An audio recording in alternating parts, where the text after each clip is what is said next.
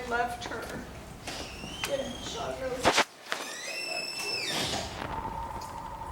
I'm just going to be real and honest. So this last time when she was struggling, I was the person that if I showed up, they'd let me in, and I'd take her. And we were here on a Thursday night. I'm also an alcoholic, and we were sitting at that table. And she went to the bathroom. She came back, and she was very honest, brutally honest. And she goes, Jessica, I just want you to know I just drank. And I said, okay, Joyce. And I'm 5'4". I was 20 pounds lighter then. And I go, Joyce, are we going to make it to my car? And she was giggly, she was laughing, and we were stumbling together to my car. And I go, okay, Joyce, lean on me, but we can't fall over. And I hope this doesn't offend any of you, but she said, Jessica, if I was a man, I would marry you. And so that's how close we were. She was my right-hand woman, and I just want to tell Sean in front of everybody, thank you. Thank you for always letting her be there for me. And I didn't know your mom was a single mom. So I'm a single mom, raising these two boys. And Joyce was my right hand, and she helped me raise my youngest son. And he is not easy to raise. He's high functioning on the spectrum. He's ADHD, and she helped me. And I felt safe with her. And my first couple of years in sobriety, when I met her, I had a traumatic brain injury. And I didn't know that I had this problem communicating effectively with human beings. But I felt safe with Joyce. And she was there with me at the DMV for 4 hours. Oh my gosh, that was awful. But she was there with me. 2 a.m., I would call her. I was freaking out because my son was overdosing from whatever he took plus vodka. And Joyce showed up, and Sean never got upset with me or my family. She helped save his life, and she said, Jessica, we have to take him to the ER or he's going to die. And she was very adamant. My kids respected her, lovingly feared her in a loving way. And I remember her saying, Noah, we're either going to call 911 or I'm going to pick up your skinny ass and throw you in your mom's car, and we're taking you to community hospital.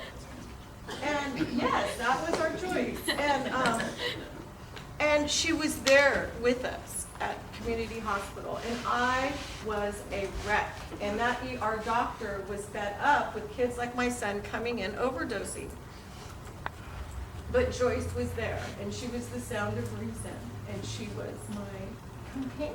She was my comfort. On the lighter side, I got involved with H&I, and that's hospitals and institutions. And I said, come on, Joyce. She must have known at 18 months sober, I had to admit myself. I had a PTSD episode. And I was either going to go kill somebody, and Joyce knew I had homicidal tendencies, and that didn't bother her. And thank goodness that is in remission. Or I was going to drink. And for those of us who struggle with this disease, if we get that window of reprieve, and you're here, Michael Wade. I would sit next to Michael Wade, and Michael Wade at the time would let me know, Jessica, the best psych ward in the city is community hospital. So when I had my PTSD episode right before getting ready to work, and I teach elementary school children, I knew not to go to work. I knew something was wrong. And I called all my friends in AA, and I knew I had to drive myself to community hospital. And that wonderful psychiatrist let me know that I was just having a PTSD episode. Could I stay for a week? But then they were concerned, you're a mom, who's taking care of your children? And I said, well, my friends in AA are taking care of my children.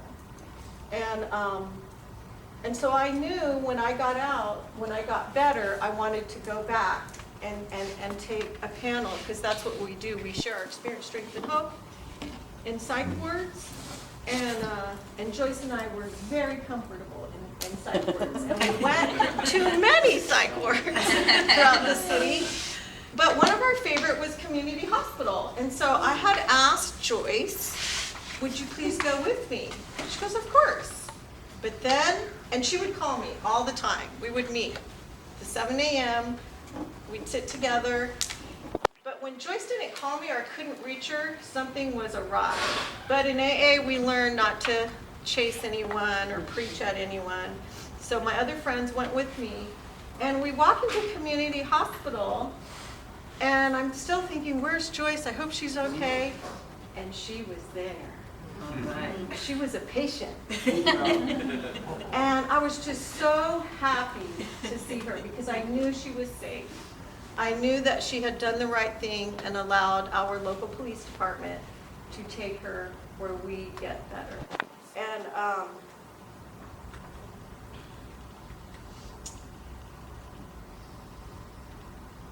I love her. There's been a void, and I know it'll never be replaced. And because she let me love her and I let her love me, when I got the message, when I was here 6 p.m., Marilyn had visited her at the hospital. It was Marilyn that let me know that Joyce was asking for me. And I just want to tell my family in Alcoholics Anonymous that because of your unconditional love for an alcoholic like me, I was able to zoom down to that St. Mary's and be there for Joyce, and that's when I got to meet her beautiful family. And so I just want all of you to know that until today, I've known you, and just know that she was a part of our family. And she will, I know she's my guardian angel, like she was on earth. I know she is even today, so thank you for